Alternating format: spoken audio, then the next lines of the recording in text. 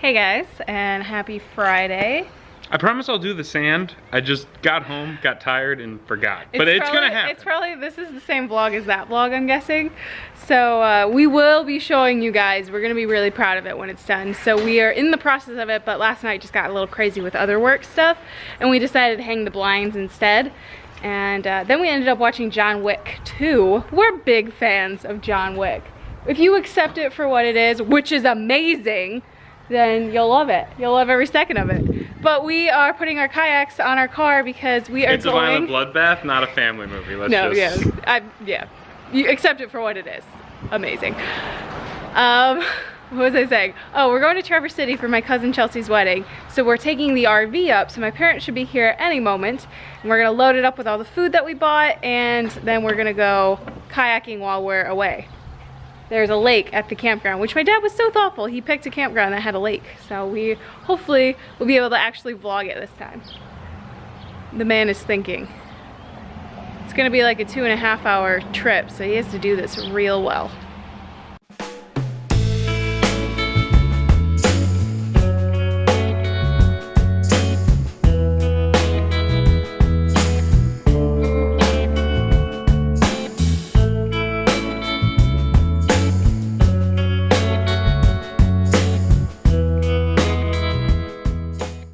So we did the wedding and we totally forgot to vlog, but we will show you the bride and groom.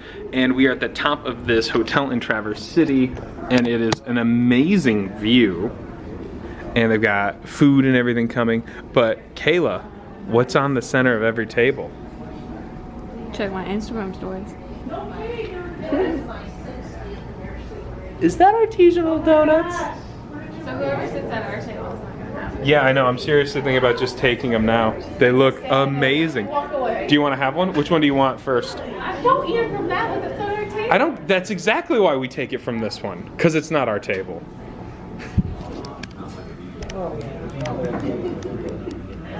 That donut. I'm eating this one. It's like a cereal and donut together. That's a video. This is what you do when you eat food that's cute. Instagram, son.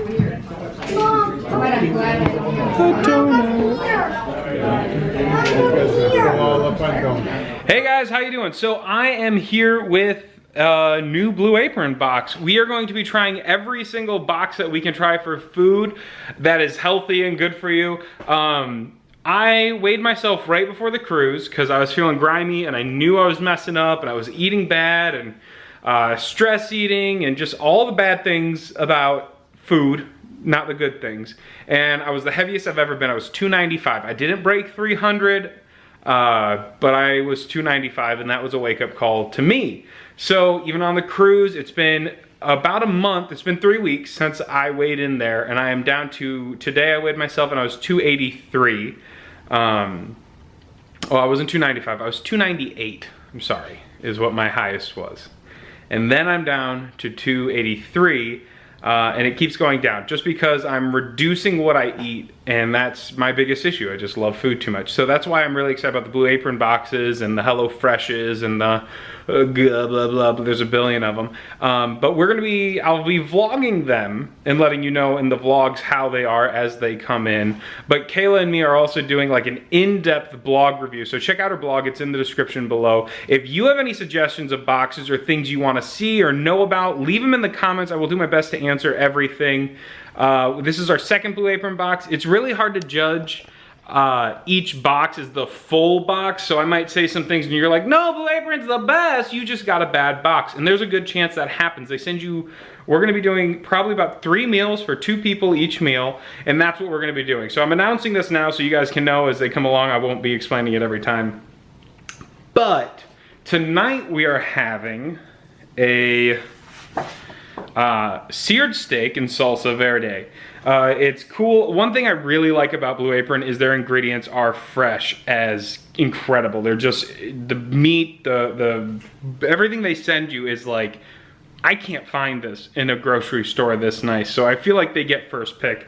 The only thing interesting about, not interesting, but the only thing I'm unfamiliar with is this pink lemon. and I'll show you more about it as I'm going along. But other than that, I'm gonna get started. I already have the fingerling potatoes and it looks good. Hopefully Kayla will eat it. I think I'll eat everything in this. There's not a thing I won't touch. So the trick is, will Kayla like it? So the first thing about cooking, because I do like to cook, I'm no pro myself, is you have to have good music. So I've got Frank Sinatra and the Rat Pack playing in the background. So if you hear anything, that's what's going on. The second thing you'll know about cooking is you need a good knife.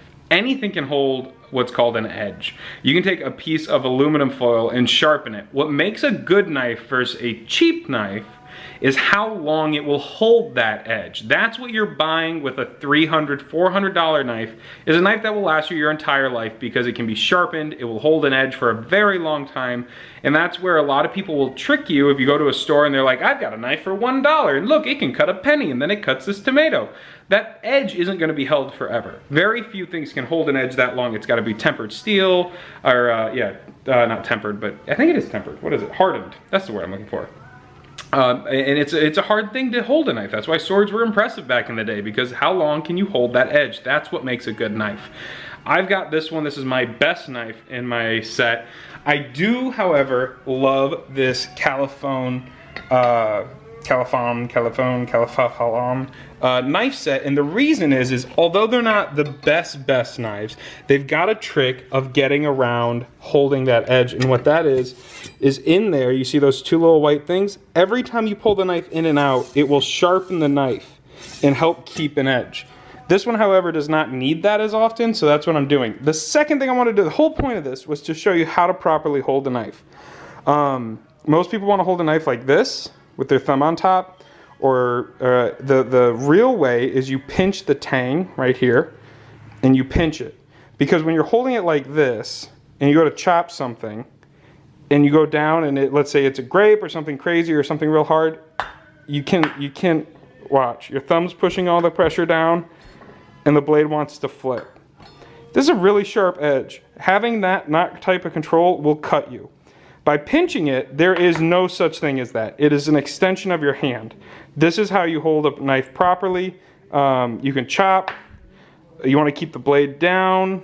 You don't want to move the blade as much. You want to move the blade as less as possible. Wow, I'm having a hard time here. And if you do it right, it'll cut straight, obviously. But you're not going to have that wobble that comes when you have your thumb on there and then it wobbles as you get to the hard parts. So pinch the knife. It's really weird, but once you get it down, you find cutting in a kitchen is way better. It gets a lot better, so try it. Try pinching the knife. So the next thing I'm gonna do is I'm gonna crush some garlic. They want me to make a paste, and I've never made a garlic paste before, but all it is chopping up real fine, or you can use a zester. But a trick to peeling garlic is you take your garlic, and it's not peeled yet. You take your blade, whatever it is, pressure, hand open so you're not cutting yourself, and you push down on the garlic until it cracks. And what that's going to do is it's going to break that seal, and then you can just peel it, and that outside skin comes right off. Very easy. You can cut the bottom off, that might help a little too.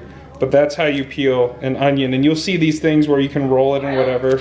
Yeah, garlic, what did I say? Onion? Onion, dang it. That is how you peel garlic. And that's it. You just put it under the blade, crack it, and then you've got it ready to go. And then we're going to chop that up real fine.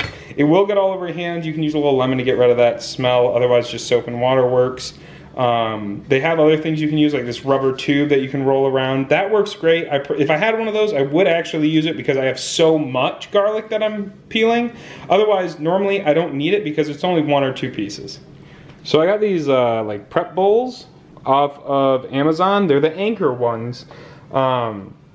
There's I think 10 in a kit, and I love them. I love the fact I can just keep everything organized while I'm working. They don't get, of course it's a lot more to wash, but they're a bunch of bowls, and you figure we do the wash, we do dishes so often that we're gonna get them done pretty quickly here anyways. But I do love the fact having them. It made cooking so much easier. And then Kayla over here, Interruption McGee, she's got that new eyeshadow on right now.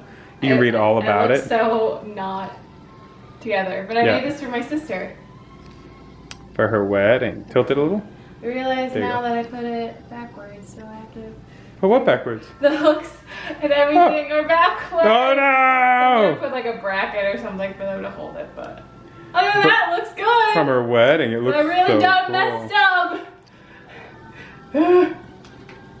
Now back to your regular programming. So to crush this, what I did is I just used a garlic press. I realized that's what they wanted, but not everyone has a garlic press. I do. So I just pressed it, and so we're good to go. Doesn't that look good? I think so. So that's sirloin steak. If you're vegetarian, they do have vegetarian options too. But I was reading something on Reddit. So take this with a grain of salt, and you'll get that pun in just a second, because who believes strangers on the internet? But it seemed like a very thought out answer, and it was, why is it that across all nations, everyone uses salt and pepper? You know, Mexicans, you have the spicy jalapeno, or the, what's the little orange one? The spicy food, right? The habanero. Or you go to India and they've got all other spices, and then every country has different spices, but they all use salt and pepper. So why? It's because salt has a very unique property in it, in that when you salt something, when you put seasoning on food, it's often on the outside of the food. But salt, the property in salt, because it's in so many things, it actually penetrates into the meat. And so that's why when you make your brines, or with your soy sauce, which has a lot of sodium, which is salt, it really gets in there into the meat and actually flavors the entire thing, changing the flavor of the thing instead of just adding a flavor to it. So it can enhance flavors much more than just saying, you know, doing a cinnamon rub. Now, why pepper?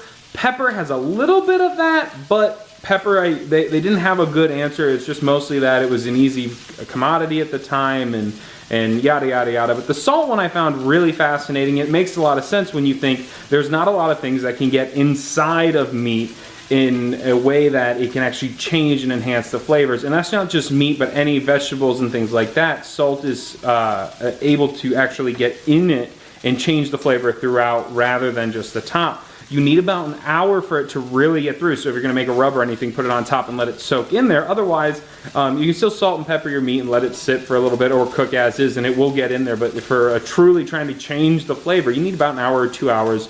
And a lot of people say in a fridge, or you can even do overnight depending on the type of marinade you're doing. But that's just me. And if I'm saying anything wrong or you have suggestions, cooking to me is a conversation. So I might find the best way to do something, or find a way that I enjoy doing something. But I could be totally wrong. And if you see me make a mistake, let me know. And let me know if you've got any tips or tricks in the kitchen. I love cooking, so anything that makes my life easier. My biggest mistake right now is I don't have a bottle of red wine in the house, which I know, guys. That's a bit of a sin. But we're hopefully going to be able to fix that here in the next shopping trip. All right, so first couple bites. The meat is amazing. Yeah, again, that goes back to the quality of the ingredients. The salsa verde is a little too garlicky, but that's my fault. They said add as much garlic as you want, and I just added it all because they said add the other half. But I realize now it's very, like, I understand the flavors and it's good, but the meat is so good on its own. You don't need it. Yeah. Well, that's what happens when you get spoiled with good meat. I'm excited to see how the vegetable medley plays out. Isn't it pretty, guys? Plating, man, plating. It's the solution to everything. There we go. That's the color you guys want to see. I just gotta focus. Say it again, Sam. Say what you just said into the camera. I like big butts. It's not what you That's said. not what it said. So this one is my favorite thus far. Out of this is our 4th Blue Apron meal.